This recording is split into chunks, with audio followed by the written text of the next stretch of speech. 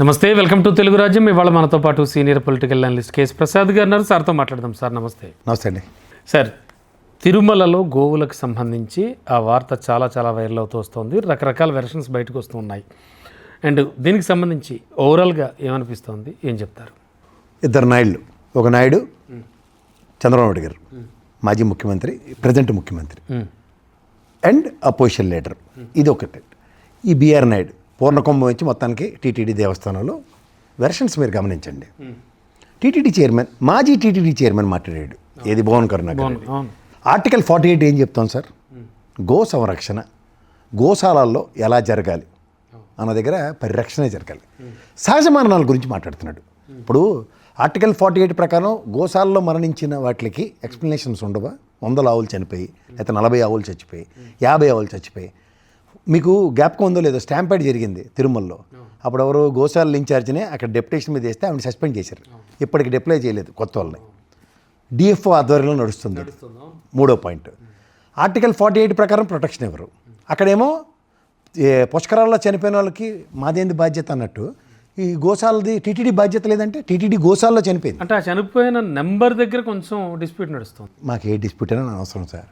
సహజ మరణాలకి డిఎఫ్ఓ బయటకు వచ్చి ఈ సహజ మరణాలని చెప్పాలా? డీమార్క్ చేసి చనిపోయినవి ఫిట్స్తోనూ ఆ తిండి లేక చచ్చిపోతున్నాయి అంటే ఆర్టికల్ 48 ప్రొటెక్షన్ ఎక్కడ జరుగుతుంది? ఫస్ట్ మీకు ఇన్ఛార్జ్ లేడు అక్కడ. అది ఎందుకు గమనించట్లే? అదే పెద్ద మెయిన్ లోపం అంటారా? ఆబ్వియస్లీ పట్టించుకున్న నాదులు లేడు. పట్టించుకున్న నాదులు లేకపోతే ఏమవుతుంది? దాన్ని కవర్ చేయడానికి టీటీడీ బాధ్యత లేదా? భువన్ కరుణాకర్ రెడ్డి పెట్టిన సాయంత్రం ఎందుకు నువ్వు కన్ఫర్మేషన్ చెప్పలే? ఇది ఒక ఎత్తి సార్. రామతీర్థంలో తల తిరిగినప్పుడు మా శివ సరస్వతీనంద గారు వెళ్ళి చేసిన దగ్గర చూశాను. ఆయన ఒక్కడికే కమిట్మెంట్ ఉంది వాళ్ళ ముంతాజ్ హోటల్ విషయంలో. అట్లా ఈ కర్రకు జెండాలు కట్టుకుని తిరుగుతుంటారు. వీళ్ళు ఏమైంది సార్? వీళ్ళకి ప్రతిస్పందన ఉండదా దేవదేవుడి సన్నిధి కన్నా? ఎందుకంటే తిరుపతి లడ్డూల విషయం మొదలైంది, జర్రి వచ్చింది ప్రసాదాల్లో. తర్వాత విరివిగా యాక్సిడెంట్లు జరుగుతున్నాయి ఘాట్లో, తిరుపతి ఘాట్లో. 4వది, నిన్న ఓ పనికిమాలిన ఎదవలు మాడ వీధుల్లో చెప్పులు వేసుకుని వెళ్తారా? తమాషాలా? అది కూడా గర్భగుడి ఎంట్రన్స్ దగ్గర జోళ్ళు తీస్తారా? అంతవరకు వాళ్ళు చూడకపోవడం. ఎంత సెక్యూరిటీ ఉంటుంది సార్ లోపల? ఆ తెల్లలుంగి షర్ట్ వేసుకుని బ్యాచ్లు ఎంతమంది ఉంటారు? ప్రాణాలు తినేస్తుంటారు కదా తాళాలు తీయకుండా. ఇవన్నీ మనం నిజంగా ఇవన్నీ ఒక ఎత్తైతే అలా పెద్ద జీరు ఉంటాడు. ఇక్కడ మా చిన్న జీరు అంటే ఫుల్ రియల్ ఎస్టేట్లో బిజీగా ఉంటాడు. ఆ పెద్ద జీరికి వచ్చిన కష్టం ఏంటంటే ఏడు చేస్తుండే అక్కడ ఏం చేస్తున్నాడు? కంటిన్యూస్గా అపవిత్రం జరుగుతుంటాయి. పైపొచ్చినన్నా స్వామివారి నైవేద్యం లేట్ అయింది తెలుసా? అవును, అది కూడా వార్త వచ్చింది. అంటే ఎన్ని సీరియస్ ఆఫ్ యాక్షన్స్ చూడండి. ఇన్ని జరుగుతుంటే కంటిన్యూస్గా పైన ఆగమ శాస్త్రానికి విరుద్ధంగా విమానాలు ఎగురుతుంటాయి. బయటకు వచ్చే పెద్ద జీరు మాట్లాడింది ఏమైనా చూసారా మీరు? దేనికి ఉన్నాడు అక్కడ? విశ్వ హిందూ పరిషత్తులో అయితే మాకు వివక్ష, వాళ్ళు ఎలాగో రారు, మాకు పరిరక్షణ జరగదు, రాముల వారి తల తెగినా ఆడొచ్చిన పాపాన బోలా, మా మాట లేకుండా చెప్తున్నా. అంతకన్నా హిందూ హెడ్ క్వార్టర్స్ తిరుపతి కన్నా ఏమైనా ఉందా అంటే తిరుమల కన్నా? అంటే ఈ భానుప్రకాష్ కూడా బయటకు వచ్చి మాట్లాడుతుంటారు, ఆయన కూడా ఏం మాట్లాడలేదు. అరే ఓన్లీ వీఐపీని రిసీవ్ చేసుకుని దర్శనం చేయించడమే టాస్క్ అయింది అంతే. ఇలాంటి వాటిల్లో అమ్మో వాళ్ళంతా వేరే బ్యాచ్ చూసుకుంటారని పక్క వెళ్ళిపోతాడు ఆయన. మళ్ళీ నియమనిష్టలతో కట్టు బొట్టు మాత్రం బ్రహ్మాండంగా ఉంటాయి, ఎక్కడ అనుమానం రాకుండా. అంటే ఇప్పుడు కాదండి, నాకు తెలియకూడదు సార్. కాదు సార్, గతంలో భూముల విషయంలోనూ అట్లను అప్పుడు కూడా మెంబరే మనకి గత ప్రభుత్వాల్లో. సార్ ఇన్ని వాదనలు, ఇన్ని కామెంట్స్, నాకు వీళ్ళెవ్వరూ అవసరం లేదు. ఆ పెద్ద జీఆర్ ఏడు చేస్తుండే నాకు కావాలా? దేనికి అక్కడ ఈ జీఆర్ వ్యవస్థ ఆగమ శాస్త్ర కైంకర్యాలను పరిరక్షించడానికి అక్కడ ప్రతిష్ఠించినప్పుడు ఇన్ని సిరీస్ ఆఫ్ మిస్టేక్స్ జరుగుతున్నప్పుడు వాళ్ళ బాధ్యత ఏది? ఈ కర్రక జెండా బ్యాచ్ల వాళ్ళు ఎక్కడ ఉన్నారు? పీఠాధిపతులు కదా వీళ్ళందరూ. వీళ్ళు అవును మేమెవరూ ముట్టుకోకుండా వాళ్ళ కాళ్ళే వెళ్ళిపోయి ఓవర్ యాక్షన్ బ్యాచ్ల కింద నేను అభివర్ణిస్తాను. ఈ 2025లో కూడా ఇంకా వాళ్ళని ఎంటర్టైన్ చేస్తూనే ఉంటాం మనం. పోనీ అట్లీస్ట్ ఆ దేవదేవుడి సన్నిధిలో ఇలాంటి గోమాత నా తల్లితో సమానం, అవును నేను అలా కొలుస్తాను. అక్కడ అంత జరిగితే ఆర్టికల్ 48 ప్రొటెక్షన్ ఆఫ్ గోశాల ప్రకారం కూడా జరగకపోయినప్పుడు వీళ్ళందరూ ఎక్కడ ఉన్నారు? కనీసం మాట ఒక చిన్న ఎందుకు మాట్లాడలే? మాటైన మాటల వాళ్ళకేం పోయింది సార్? వాళ్ళు రాజకీయ నాయకులు రాజకీయాలు చేయడానికి వస్తున్నారు. హిందూ ధర్మ ప్రకటన వీళ్ళతో అవదు, నేను మొహమాట లేకుండా చెప్తున్నా.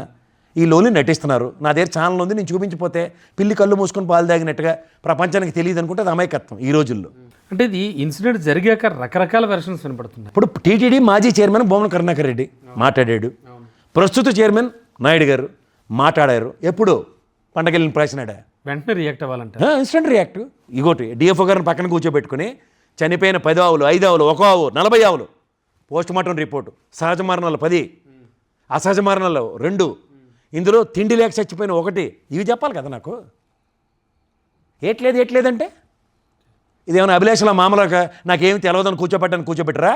సిరీస్ ఆఫ్ మిస్టేక్స్ ఆ దేవదేవుడి సన్నిధిలోనే. దాన్ని డైవర్ట్ చేయడానికి గో సంరక్షణ అయితే జరగట్లేదు. జరగనట్టే కదా సార్. జరిగితే ఇలా ఎందుకుంటాయి? అంటే ఈ చనిపోయిన ఆవుల సంఖ్యలో కూడా ఒక చిన్న కన్ఫ్యూజన్ నెలకొని ఉంది. ఎందుకు అట్లా? ఆ నెంబర్ మళ్ళీ అనమాట ఇక్కడ కూర్చున్నాం. ఎవడండి ఆ క్లారిటీ ఇవ్వాల్సిందే? వాళ్ళు అంతే, అక్కడ వాళ్ళు అక్కడ నేను చెప్పాను కదా, సస్పెండ్ అయినాడు, లేయర్ రీప్లేస్మెంట్, డిఎఫ్ఓ మాట్లాడా, లేదు కదా, టీటీడీ చైర్మన్ మాట్లాడాడు, ఫిగర్ మాట్లాడా. సహజ మరణాలు, చచ్చిపోయిన 40 ఆవులు సహజ మరణాలు చెప్పమనండి, చచ్చిపోయిన 10 ఆవులు సహజ మరణాలు చెప్పమనండి. అవి ఎందుకు చెప్పట్లే?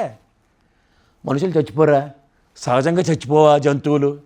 మాకు తెలవా? దీనిపై ఖచ్చితంగా అనుమానాలు అయితే ఉన్నాయి. అనుమానం కాదు, పని చేయట్లేదని అది పట్టించుకోవట్లేదు. ఇప్పుడు పీరియడికల్ ఇన్స్పెక్షన్స్ జరిగాయి అనుకోండి సార్, అక్కడికి వెళ్ళి అంబులెన్స్లో గోవులకి పరిరక్షిస్తూ. నేను ఐఎమ్ నాట్ కాంట్రడిక్టింగ్ సహజ మరణాలు, తిండి లేక చచ్చిపోయిన ఉదంతాలు, నెక్స్ట్ అక్కడ అనారోగ్యంతో ఉన్నప్పుడు డిఎఫ్ఓ గారి ఆధ్వర్యంలో ఎందుకు జరగట్లేదు? మెడికల్ ఆఫీసర్ ఉన్నారు కదా ఇవాళ, పశువులు అంబులెన్స్లో ఉన్నాయి కదా. Last routine checkup last week జరిగింది, ఆ డేటా ఎందుకు మాట్లాడలేదు ఆయన? ఒకవేళ సీరియస్గా ఇన్ఛార్జ్ ఉండుంటే కనుక అసలు ఇంత తప్పిదం జరిగి ఉండదు. నా ప్రిడిక్షన్ అయితే అదే, ఇఫ్ ఐఎమ్ నాట్ రాంగ్. మీరు లాస్ట్ టైం స్టాంప్ అయ్యేటప్పుడు ఆవిడ సస్పెండ్ చేశారా లేదా? గోశాల ఇన్ఛార్జే కదా అక్కడ, ఆవిడ ఎందుకు వచ్చిందని? టికెట్ల పైన ఏమైనా ఒకటి కింద ఇచ్చిన పాపానికి జరిగిన దౌర్భాగ్యమే కదా అది కూడా మిస్టేకే కదా. అప్డేట్ చేస్తాడు మా జిఆర్ అక్కడ ఏమి చేస్తుండో నా ప్రశ్న అది. దేనికి ఉన్నాడు అక్కడ? పెద్ద జీఆర్ గారు ఏమన్నా గవర్నర్ అక్కడ?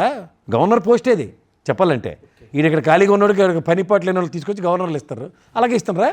ఆయన స్పందిస్తే చాలా వరకు క్లారిటీ వచ్చాయి. అంతే కదా. ఇది ప్రస్తుతానికి నాకు గోశాల పరిరక్షణ జరగట్లేదు, ఆగమ శాస్త్రానికి విరుద్ధంగా పైన విమానాలు ఎగిరిపోతున్నాయి, పశు ప్రసాదాలు డిలే అయిపోతున్నాయి, దాంట్లో జర్రులు వస్తున్నాయి, ఇన్ని జరుగుతుంటే ఆడు ఏం చేస్తుండే మా పెద్ద జీరు? ఈయనంటే మా చిన్న జీరు busy, real estate, don't disturb ఏం. మావాడి పెద్దవాడికి ఏడిపోయాను అక్కడ. చూద్దాం ఎప్పటికైనా స్పందిస్తారేమో. స్పందించట్లే కదా.